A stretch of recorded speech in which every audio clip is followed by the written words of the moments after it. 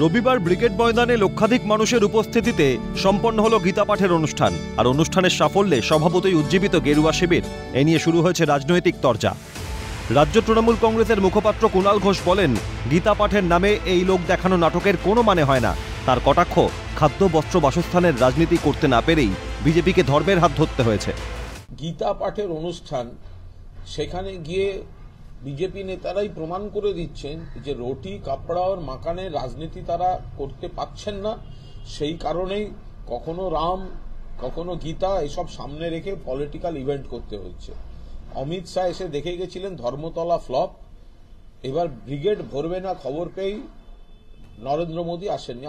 কুণাল ঘোষের এই মন্তব্যের কড়া জবাব দিয়েছে বিজেপি। দলের রাজ্য সভাপতি সুকান্ত মজুমদারের দাবি, তৃণমূল কংগ্রেস ভয় পেয়েছে, তাই তারা এ ধরনের কথা বলছে। कि कौन धर्म कर रहा है वहाँ पे देगा। मुख्यमंत्री जब रेड रोड में नमाज पे जाती है तो धर्म का रह जाता है।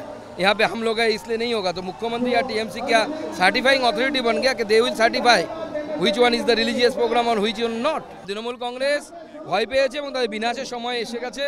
শাস্ত্রে এটাও বলা আছে, বিনাশকালে বিপরীত বুদ্ধি, সেটাই হচ্ছে। গীতা পাঠ নিয়ে বিরোধীদের সমালোচনার কড়া জবাব দিয়েছেন বিজেপি বিধায়ক অগ্নিমিত্রা পল। তিনি বলেন, গীতা পাঠ নিয়ে বিরোধীরা কি বলল তাতে আমাদের কিছু যায় আসে না।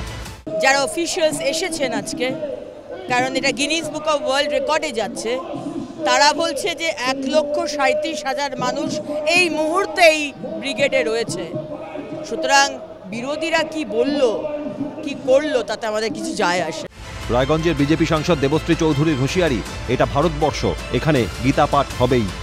ইলেকশন জিতলে পরে কি করব এই ভারতবর্ষের বুকে, যারা কুনজর দিয়েছে তাদেরকে এই অরাটা দিয়ে প্রথমে মাথা থেকে ভুট্টা তাড়ালাম। যেই ভুট্টা নামিয়ে ফেলুন, এটা বাংলাদেশ হবে না, এটা ভারত ভূমির অঙ্গ পশ্চিমবঙ্গ। এইখানে গীতা পাঠ হবে, এখানে বেদের মন্ত্র উচ্চারিত হবে, গঙ্গা তীরে গঙ্গা আরতি হবে, এটা সেই ভূমি।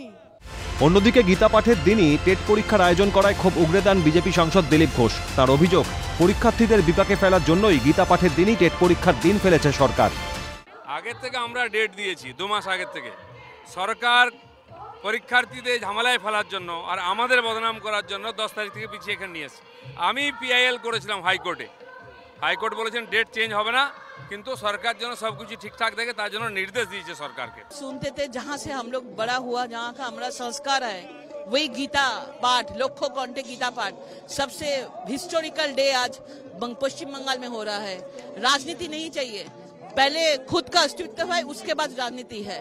आज गीता जयंती है इसलिए गीता पाठ हो रहा है, और कोई आप लोग इसमें कोई और राजनीतिक कारण मत ढूंढिए। इसमें राजनीतिक कोई कारण नहीं है, ना मनसा है, क्योंकि जो लोग आप देखेंगे कि गीता पाठ करने वाले लोग हैं, वो लोग गीता के प्रति समर्पित हैं। मैं तो बोलेंगे राजनीति छोड़ के हर हिंदू को गीता पाठ करना चाहिए, क्योंकि ये मेरा दिल से होना चाहिए। और आज हमको दिल से हो रहा है कि हर हिंदू गीता पढ़ना चाहिए, श्री कृष्ण का जानना चाहिए। বছর ঘুরলেই লোকসভা ভোট, তার আগে ব্রিগেড ময়দানে গীতা পাঠের অনুষ্ঠানে জনতার স্বতঃস্ফূর্ত সাড়ায় কপালে চিন্তার ভাঁজ ফেলেছে ঘাসফুল শিবির নেতৃত্বের। তাই তারা গীতা পাঠ নিয়ে কটূক্তি করতেও ছাড়ছে না। কিন্তু তাতেও কি চিরে ভিজবে? উত্তর মিলবে লোকসভা নির্বাচনের ফলে। ক্যালকাটা নিউজ।